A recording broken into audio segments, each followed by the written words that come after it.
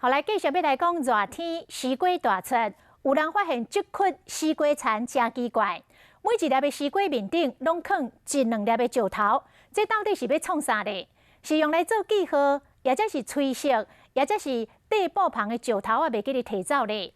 咱的记者为苗栗找到彰化，搁找到宜兰，总算找到主人来点破江湖一点诀，原来是要帮西瓜防日头晒。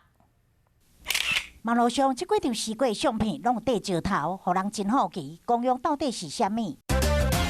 有人说是用来做记号，辨识西瓜成熟度；有人讲是控制西瓜生长的形体；嘛有人推测是石头固定攀布，袂记哩摕走，来到有种西瓜的苗栗。农民讲无看过安尼。石头会吸热吸热会催熟西瓜。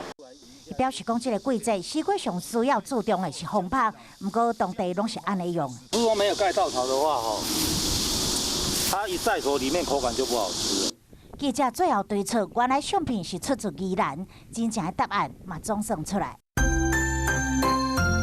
就是太阳照下来，这边是凉凉的，太阳到这边是凉凉的。这个季节就是爱防止日头晒，利用日光照射角度变化，放石头去了后，无同时间伫无同部位产生阴影，避免西瓜规粒晒到日头。到差不多30度左右它就会晒伤了啦。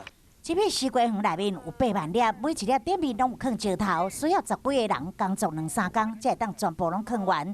下回若看到石头缀西瓜，唔通搁再谣传是外星人的杰作。这是农民帮西瓜防止日头晒的心血。